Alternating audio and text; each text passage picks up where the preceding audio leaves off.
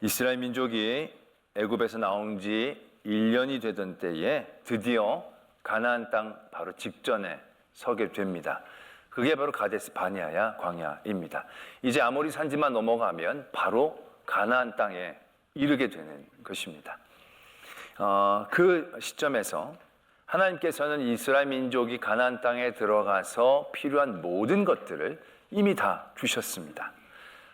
계명도 주셨고 레위기의 말씀도 주셨고 성막도 세워주셨습니다. 이제 주신 그것만 가지고 가나안 땅에 들어가서 하나님 잘 믿고 살면 되는 겁니다. 1년 만에 가나안 땅에 들어갈 수 있게 되는 거죠. 근데 우리가 잘 알다시피 굉장히 치명적인 사건이 일어나게 됩니다. 1년 만에 들어갈 수 있는 땅을 40년을 돌아서 들어갈 수밖에 없는 사건을 만나게 된 겁니다. 12명의 정탐꾼 사건이죠. 우리는 그 사건을 바라보면서 그들에게 무엇이 부족했기에, 하나님은 그 자리에서 무엇을 원하셨기에, 또 이 시대의 믿음의 여정을 가고 있는 우리들에게는 이 사건이 어떠한 가르침을 주고 있는지 오늘 한번 바라보고자 합니다. 사건은 이렇게 진행이 되죠. 이제 본진이 들어가기 전에 정탐꾼을 보내자 생각을 하게 됩니다. 정탐꾼을 보내면서 그 땅에 거민이 강한지 약한지, 많은지 적은지, 사는 땅이 좋은지 나쁜지, 그들이 진영에 사는지 산성에 사는지, 토지가 비옥한지 메마른지, 나무가 있는지 없는지, 이건 어떻게 보면 정탐을 하기 위해서 정말 필수적인 요소입니다. 12명의 정탐꾼들을 각 지파마다 대표로 뽑아서 그들을 보내죠. 종단으로 한 300km 정도 되는 지역이라고 합니다. 그 300km 되는 지역들을 샅샅이 정탐하기에는 한 2주 정도면 충분하다고 합니다. 근데 이들은 무려 40일이나 정탐을 한 겁니다. 그러니까 굉장히 꼼꼼하게 이리저리 살펴봤다라는 걸 알 수 있습니다. 그 정탐꾼이 돌아와서 백성들에게 이제 보고를 하기 시작합니다. 첫 번째 보고는 분위기가 좋았어요. 왜? 그들이 가지고 온 실과를 보이면서 그 땅은 정말로 젖과 꿀이 흐르는 좋은 땅입니다. 이 실과가 바로 그 땅에서 가져온 것입니다.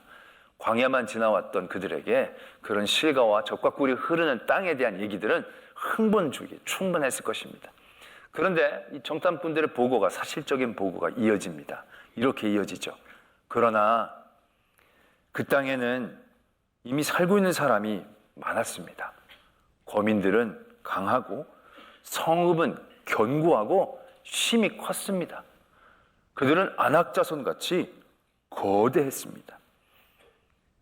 더군다나 아말렉인들은 남방 땅에 거주하고, 헤디는 여부스인과 아모리인은 산지에 거주하고, 가나안인은 해변과 요단가에 거주하더이다. 이렇게 보고하기 시작합니다. 보고를 받는 이스라엘 민족은 그 땅이 좋다는 얘기에 마음이 굉장히 흐뭇했을 것입니다. 근데 그 땅에 살고 있는 사람이 많다라는 겁니다. 많은 것뿐만이 아니라 굉장히 강한 산성에 그들이 거했고 거인처럼 아주 컸다라는 이야기를 하고 있는 겁니다. 그 얘기를 듣자 그들의 아마 진영은 술렁거리기 시작했을 것입니다. 그들은 하나님이 약속하신 땅이니까 문만 열면 들어갈 수 있는 그런 땅이라고 아마 기대했을 겁니다. 그냥 싸움하지 않고 비어있는 그런 땅들이 아주 쫙 예비되어 있을 거라고 그들은 아마 예상하고 바랬을 것입니다. 그런데 웬걸요, 보고를 듣는데 강하고 많을 뿐만이 아니라 그 모든 땅에 아주 촘촘히 사람이 살고 있는 것처럼 들리는 거예요. 남방 땅에는 이 민족이 살고, 산지에는 이러한 민족이 살고, 해변가와 강가에는 또 이런 민족이 살더이다. 빈 곳이 없다는 얘기죠. 이미 다 살고 있는 아주 강력한 민족들이 산성을 이루고 그냥 어중이 떠중이 사는 게 아니라 굉장히 강력한 조직력을 가지고 살고 있는 사람들이 점령하고 있는 그 땅에 대한 얘기를 들으니까 그들이 얼마나 술렁거렸겠습니까? 술렁거림은 원망과 절망과 탄식, 분노로 이어졌을 것입니다. 아마 그래서 백성들이 있었던 무리가 굉장히 소란스러워졌을 것입니다. 그때 갈렙이 백성을 조용하게 하죠. 제발 좀 조용하라고. 그러면서 이렇게 이야기합니다. 우리가 올라가자. 그 땅을 취하자. 능히 이길 것이다. 그랬더니 같이 갔던 10명의 정탐꾼들이 다시 반론을 제기합니다. 아닙니다. 우리는 이길 수 없습니다. 절대로 우리는 올라가서면 안 됩니다. 싸우면 100전, 우리는 100패입니다. 그들은 너무너무 크고요. 그 땅은요, 서로 빼앗고 빼앗는 그런 전쟁으로 아주 단련된 땅처럼 보였습니다. 거주민들을 삼키는 아주 모든 이들이 탐을 내고 싸우는 그런 땅입니다. 우리는 거기에 명함도 못 내밉니다. 그들은 너무너무 거대해 보여서 우리 스스로가 우리를 보기에 메뚜기 같아 보였습니다. 우리가 우리 스스로를 메뚜기처럼 보는데 그들은 오죽하겠습니까? 10명의 정탐꾼이 사실적 보고 위에 그들의 평가를 이렇게 내어놓게 되니까 백성이 난리가 났습니다. 부르짖고 통곡합니다. 그때 갈렙이 막아서죠. 아닙니다. 우리가 올라가서 이길 수 있습니다. 싸울 수 있습니다. 우리가 하나님께서 우리에게 붙이셨기 때문에 내가 보기에 그들은 우리의 먹입니다. 이렇게 얘기했지만 소용이 없었습니다. 다 갈렙을 죽이려고 달려들기 시작할 때 하나님이 개입하시게 됩니다. 그리고 나서 우리가 잘 알다시피 1년 만에 들어갈 수 있는 그 땅을 40년 다시 광야로 되돌아가야 하는 결과를 그들이 맞이할 수밖에 없었다는 것이죠. 그냥 들어갈 수 있는 땅을 40년이나 다시 광야를 걸쳐서 들어갈 수밖에 없는 그러한 일들을 만나게 된 건 무엇 때문이었겠습니까? 이 갈렙에게는 있고 10명의 정탐꾼들에게는 없는 것이 무엇이겠습니까? 우리가 보기에도 그 있고 없고 선명하게 나타나죠. 무엇입니까? 갈렙에게는 일명 믿음이라는 게 있었잖아요. 하나님이 주셨기 때문에 우리는 이길 수 있다. 하나님이 함께 하시면 그들은 우리의 먹이다. 그런 믿음이 있었어요. 반면 10명의 정탐꾼들은 하나님은 없어요. 그들과 나만 있는 거예요. 그들은 크고 그들은 강하고 그들은 견고하고 우리는 메뚜기 같고, 그들의 생각에 하나님이 없게 되었을 때 그들은 스스로를 메뚜기처럼 볼 수밖에 없는 그런 상태. 갈렙에게는 있고 10명에게는 없는 그것은 믿음이라고 우리는 어렵지 않게 생각할 수 있습니다. 그렇다면 우리는 이 대목에서 이런 생각을 해야 합니다. 그렇다면 왜 갈렙은 믿을 수 있었고 10명은 왜 믿을 수 없었을까? 그 12명의 정탐꾼의 출발선은 똑같았습니다. 똑같이 홍해를 건넜고 똑같이 만나를 먹었고 메추라기를 먹었고 불기둥과 구름기둥을 다 경험했어요. 갈렙만 더 많은 경험을 한 게 아니고 갈렙만 만나를 더 많이 먹은 거 아니에요. 그들은 똑같은 선상에서 하나님의 증거를 똑같이 경험했어요. 하나님의 임재를 똑같이 경험한 거예요. 그리고 12명이 똑같은 각 지파의 지도자로서 정탐을 나갔는데 왜 갈렙의 눈에는 그들이 먹이처럼 보였고 10명의 눈에는 자신들이 메뚜기처럼 보였느냐라는 거예요. 갈렙이 사람이 긍정적이어서? 갈렙이 호전적이어서 도전적이어서? 그럼 10명은 부정적이고 소극적이어서? 그럼 갖고 있는 성품 때문에 믿음의 출발이 다르다면 너무 억울하잖아요. 여러분들 가운데 다 긍정적인 거 아니잖아요. 부정적인 분들 많잖아요. 원래 태생이 부정적인 분들. 웃는 분들은 인정한 겁니다. 태생적으로 소극적인 분들이 있어요. 살아보면 똑같지 않아요. 어떤 사람들 소극적이고. 그럼 갈렙은 그런 긍정적이고 적극적이어서 믿고 소극적이고 부정적이어서 못 믿는다면 너무 억울하잖아요. 갈렙에게는 있고 10명에게는 없는 게 믿음인데 그걸 단순히 믿음이라고 보면 안 된다는 겁니다.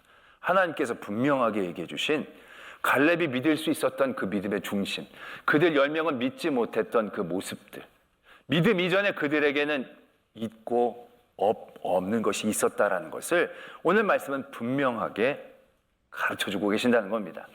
하나님께서 민수기의 말씀에서 갈렙이 왜 가나안 땅에 들어갈 수 있는지 이유를 이렇게 설명해 주십니다. 민수기 14장 24절에 보면 이렇게 말씀이 적혀져 있었어요. 너희들은 못 들어간다. 그러나 내 종 갈렙은 그 마음이 그들과 달라서 나를 온전히 따랐은즉 이렇게 적고 계십니다. 갈렙은 온전히 하나님을 따랐다는 겁니다. 이걸 더 분명하게 신명기는 이렇게 적고 계십니다. 신명기 1장 36절에 오직 여분네 아들 갈렙은 온전히 여호와께 순종하였은즉 그는 그것을 볼 것이요. 하나님께서 말씀해 주고 계시는 겁니다. 그들에게는 믿음의 조건들이 솔직히 똑같았어요. 똑같이 하나님의 은혜를 누렸고 경험했고 똑같은 자리에 섰어요. 근데 갈렙의 눈에는 그들이 먹이처럼 보이는 믿음이 있었고 10명의 눈에는 자신들이 메뚜기처럼 보이는 믿음밖에 되지 않은 그 시작은 어디에 있느냐? 순종에 있었다라는 거예요. 순종에. 갈렙에게는 이 순종하는 마음이 있었기 때문에 그러한 믿음의 눈이 생겼다라는 것을 하나님께서 분명히 말씀하고 계신다는 거예요. 그래서 보면 갈렙이 백성들을 설득할 때도 이렇게 얘기합니다. 12장 8절 9절을 이렇게 연이어서 보면, 아니 14장 8절 9절을 보면, 여호와께서 우리를 기뻐하시면 우리를 그 땅으로 인도하여 들이시고 그 땅을 우리에게 주시리라. 이는 과연 젖과 꿀이 흐르는 땅이니라. 다만 여호와를 거역하지는 말라. 또 그 땅 백성을 두려워하지는 말라. 갈렙이 이렇게 얘기하고 있다는 겁니다. 우리는 갈렙이 믿음을 이길 줄로 믿는 믿음, 그 땅을 얻을 줄로 믿는 믿음이라고 생각하지만 아니에요. 갈렙은 그 땅을 얻을 줄로 믿고 그냥 무작정으로 나가는 그런 믿음이 아니에요. 당연히 승리를 주실 줄로, 하나님 붙잡고 나면 승리를 주실 줄로 믿습니다 하고 나가는 그런 믿음을 얘기하는 게 아니에요. 갈렙의 믿음은, 갈렙의 눈에도 그들은 커 보여요. 갈렙의 눈에도 그 산상은 견고하게 보여요. 그러나 갈렙은 그러한 것들을 보기 이전에 하나님께서 우리에게 명령하지 않으셨느냐? 하나님이 우리에게 가라 그러지 않으셨느냐? 하나님이 가라 그러면 가야지. 이기고 지는 건 두 번째 문제고, 하나님이 우리를 지금까지 어떻게 인도해 주셨고 얼마나 은혜를 주셨는데 그 하나님이 우리에게 가라 그러면 죽든 살든 가야지. 거역하지 말아야지. 두려워하지 말아야지. 그걸 왜 거역하려고 해? 왜 두려워하려고 해? 라는 믿음이었다는 것이에요. 하나님께서 우리는 믿음이 있어야 순종하지 않겠냐라고 얘기하지만요, 여러분, 어떤 기초적인 믿음들은 다 있어요. 근데 그 믿음이 더 성숙하고 성장하는 자리에 나가기 위해서 하나님은 우리에게 이러한 순종의 자리를 경험케 하시고 요구하신다는 것을 발견하게 되는 거예요. 사사기에 보면 기드온이라는 사사가 있습니다. 기드온이라는 사사가 300명과 기드온의 용사 아시잖아요. 300명으로 엄청난 큰 승리를 거둔 사람이에요. 그러니까 굉장히 용감 무쌍한 사람처럼 여겨지지만 성경은요, 이 기드온을 아주 철저히 어떤 사람인지를 말씀해 주기를 원하고 계시는 거예요. 어떤 사람이냐면 대단히 소심한 사람이에요. 어떻게 보면 되게, 이렇게 얘기하면 좀 성서적 단어가 아니지만 좀 찌질하다고, 찐따 뭐 이런 식의 표현이 가까운 사람이에요. 왜냐하면 딱 하나님이 기드온을 부르실 때도 딱 요때 부르시거든요. 어떤 때 부르시냐면 기드온이 포도주 틀에서 밀을 타작하고 있었다라는 거예요. 원래 밀은 타작할 때 이렇게 바람 부는 데서 통풍 잔 데서 이렇게 하면서 밀을 타작하고 하는 거예요. 그런데 포도주 틀은 커봐야 얼마 크지도 않아요. 근데 그 안에 가서 쭈그리 가지고 걸리지 않으려고 밀을 타작하고 있는 거예요. 후, 부르면서 이렇게, 참 보기에도 폼 없어 보이잖아요. 그걸 하고 있었다는 거예요, 기드온이. 왜? 미디안 사람들에게 걸릴까 봐, 그것마저 빼앗길까 봐, 작은 밀이나마 빼앗길까 봐 거기서 전전긍긍하면서 포도주 틀 안에 숨어서 밀을 타작하고 있었던 그런 소심한 사람이었어요. 이 기드온이요, 긍정적이거나 잘 믿는 사람이 아니었어요. 믿는 게 쉽지 않은 사람이었어요.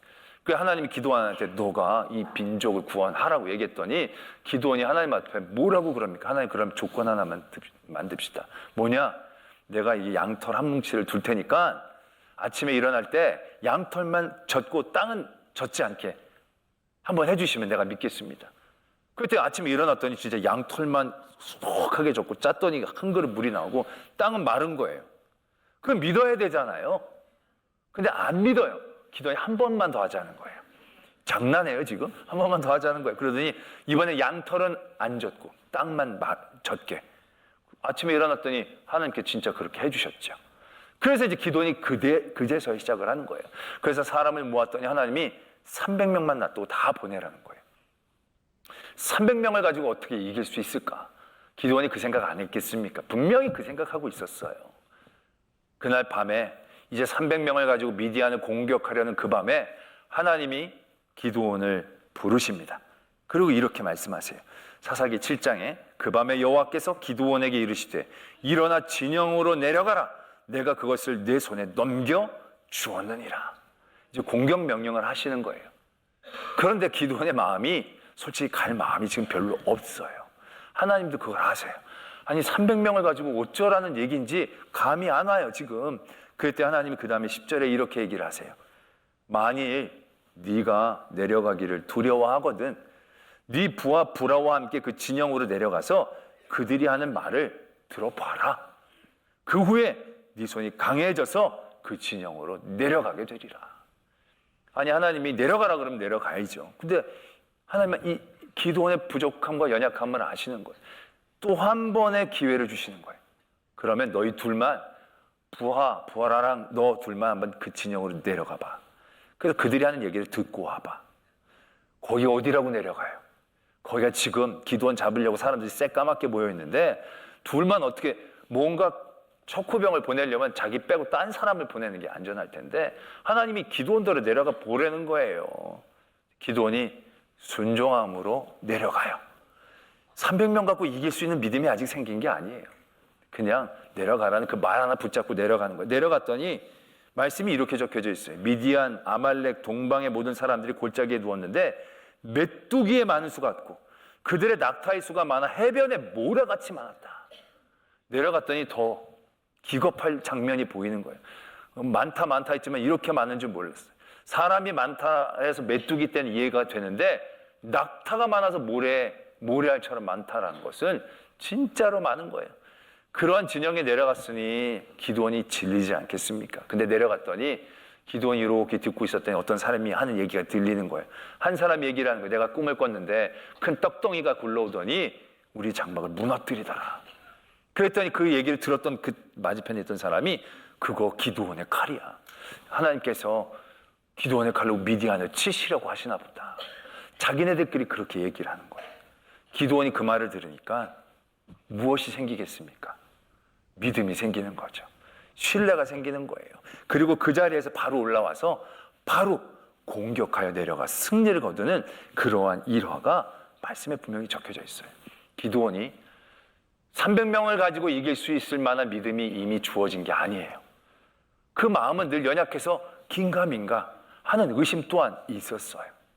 그러한 기드온의 마음의 믿음을 더욱더 성숙하게 하고 성장시키기 위해 하나님이 요구하신 건 뭡니까?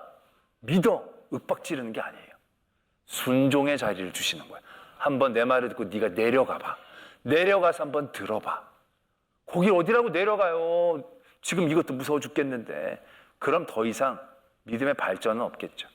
그런데 뭔지 모르지만 순종함으로 기드온이 붙잡고 내려갔을 때 거기서 그들이 하는 얘기를 듣고 그는 믿음이 더욱더 굳건해지게 되어지는 거죠. 담대해질 수 있는 놀라운 기회를 얻은 거예요. 하나님께서 그에게 진영으로 내려가라고 얘기하신 것은 시험하는 게 아니에요. 그를 달아보려는 게 아니에요. 그의 믿음을 더욱더 굳건히 세워주시기 위한 은혜였다라는 얘기죠. 기도는 300명의 용사라는 것이 그것을 의미하거든요. 하나님께서 그 300명을 남겨놓으실 때 그 뜻을 분명히 하셨어요. 너희들이 수가 많아 이기면 너희들이 이겼다라고 생각할까 봐 하나님 그냥 300명으로 딱 줄이신 거예요. 그래야 300명으로 줄여 하나님이 싸우라는 말을 순종하고 싸웠을 때 그들이 얻게 되는 건 뭐예요? 승리이기도 하지만 더 중요한 건 바로 무엇입니까? 하나님이 살아계시다는 믿음인 거예요. 하나님이 하신다는 믿음이에요. 하나님이 여전히 우리와 함께 하신다는 믿음이에요. 그들이 3만 명을 가지고 승리했다라면 승리로 기뻐하고 감사했을 거예요. 그러나 그 기쁨과 감사는 그때로 끝났을 거예요. 그들의 믿음이 더 자라난 게 아니라 그는 그들의 승리에 취했을 거예요. 또 다른 대적이 왔을 때 그들은 무너질 수밖에 없었을 거예요. 근데 300명 가지고 순종함으로 이겼을 때는 느낌이 다르죠. 완전히 다르죠. 그들에게 하나님이 그들의 하나님이심이 분명히 고백되어지는 거죠. 그 하나님에 대한 고백이 그 어떤 대군보다도 더 큰 힘과 은혜가 되어지는 것을 기드온과 이스라엘 민족은 경험하게 되었다라는 것입니다. 저는 12명의 정탐꾼의 사건이 있었던 그 가데스 바네아의 사건의 의미가 뭔지를 한번 바라보게 됩니다. 왜 하나님은 이들을 이러한 시험의 자리에 내모셨는가? 40년 동안 돌리시려고 그러셨는가? 분명히 준비가 덜 된 사람들을 준비시키기 위한 어떤 핑계를 만들려고 하셨는가? 아니라는 얘기예요. 그 전까지는요, 그들의 믿음이 솔직히 거저먹는 믿음에 가까웠어요. 그들이 뭔가 선택할 필요가 없었어요. 순종의 자리가 별로 요구되어지질 않았어요. 애굽에서 나가라. 거길 안 나가겠어요? 지금 종살이에서 자유민이 되는데 선택의 여지가 없죠. 홍해가 갈렸어요. 건널까 말까? 말씀을 순종하고 건널까 말까 이게 아니죠. 뒤에 애굽 군대가 쫓아오는데 순종이고 자시고 없어요. 그냥 그 은혜를 누리는 거예요. 그냥 은혜를 거저 받은 거예요. 배고픈데 만나를 먹을까 말까? 아니잖아요. 먹을 수밖에 없는 거예요. 목마른데 물을 먹을까 마실까? 아니잖아요. 지금 더워 죽겠는데 구름 기둥에 들어갈까? 아니잖아요. 그들의 선택의 자리, 순종의 자리들이 솔직히 그들에게 요구되지 않았어요. 그들에겐 그냥 하나님이 쏟아부어 주신 은혜로 내가 하나님이야 이게 그냥 팍 쏟아부어 주신 거예요. 그러한 그들의 믿음이 새로운 국면을 맞이하게 되는 거예요. 하나님이 더 이상 내가 하나님이다라는 걸 어떻게 더 얘기해 주실 수가 있어요? 그것보다도 더 내가 하나님이야 라는 걸 어떻게 증명을 주실 수가 있어요? 어떻게 더 큰 기적을 주고 이사를 주셔야 분명하게 사람들이 알아듣겠어요? 더 이상 필요 없잖아요. 만나 있지, 메추라기 있지, 구름 기둥 있지, 불 기둥 있지, 홍해 건넜지, 애굽 사람 다 죽었지. 하나님의 하나님 되시면 충분하게 표현이 된 거예요. 이제부터 그들의 믿음은 한 단계 더 성숙되어지는 도전의 기간을 만나는 거예요. 그 자리가 바로 이 가데스 바냐예요. 그 자리에서 하나님께서 그들의 믿음이 더욱더 한 단계 성숙하고 하나님의 은혜를 온전히 누리기 위해서 그들에게 요구하는 유일한 한 가지를 말씀해 주셔요. 그게 바로 뭐예요? 순종이에요. 순종. 이 갈렙의 순종은 얻기 위한 순종이 아니라 하나님을 거역하지 않기 위한 순종이에요. 하나님을 기쁘시게 하기 위한 순종이에요. 우리가 금요일 날 요한복음의 말씀으로 은혜를 받는데 예수님의 순종의 내용이 어떤 것인지 예수님께서 말씀하신 부분들을 지난주에 우리가 살펴봤어요. 예수님은 자신도 자기가 생각하고 판단하는 게 있어요. 그런데 예수님은 내 뜻 내 생각대로 얘기하지 않는다. 나를 보내신 이가 참되시기 때문에 내가 그에게 들은 그것을 세상에 말한다 라고 말씀하시면서 이렇게 표현하고 계세요. 내가 스스로 아무것도 하지 아니하고 오직 아버지께서 가르치신 대로 이런 것을 말하는 줄도 알리라. 나를 보내신 이가 나와 함께 하시도다. 나는 항상 그가 기뻐하시는 일을 행함으로 나를 혼자 두지 아니하셨느니라. 순종의 가장 아름다운 모델은 예수님이에요. 그 예수님의 순종은요, 십자가의 승리를 얻기 위한 순종이 아니에요. 오늘 예수님이 분명히 말씀하셨듯이 하나님이 그 일을 좋아하시니까, 하나님이 그 일을 기뻐하시니까, 그러니까 행했던 순종이에요. 복을 받기 위한 순종이 아니에요. 우리 신명기 말씀에 순종하면 복 받고 불순종하면 벌을 받는다 명제에 너무 깊이 박혀서 우리의 순종이라는 것이 복을 받기 위한 전제적인 조건처럼만 생각이 되어지는데 그 복이 이런 순종을 얻게 되어지는 그런 복이 아니라는 거예요. 이 순종은 복을 받기 위한 순종이 아니고 내게 은혜를 주신 그 하나님을 기쁘시게 하려는 그 마음 가운데서 시작해야 한다는 거예요. 그러한 마음으로 우리가 순종했을 때 그 순종은 우리의 믿음을 더욱더 성숙하게 하는 거예요. 믿음이 성숙하게 했을 때 우리의 눈에 보이는 모든 것이 복임을 깨닫게 하는 힘이 되는 거예요. 내 앞에 견고한 산성, 내 앞에 거인 같은 안악자손, 이게 대적이 아니고 큰 문제가 아니고 환난이 아니고 먹이구나. 내가 먹을 수 있는 힘을 갖게 된 게 아니라 하나님이 내게 예비하신 축복이구나. 조그만 사람 이기는 게 기분이 좋아요. 거인을 이기는 게 기분이 좋아요. 문제가 어려워요? 초가집을 얻는 게 좋아요? 산성을 얻는 게 좋아요?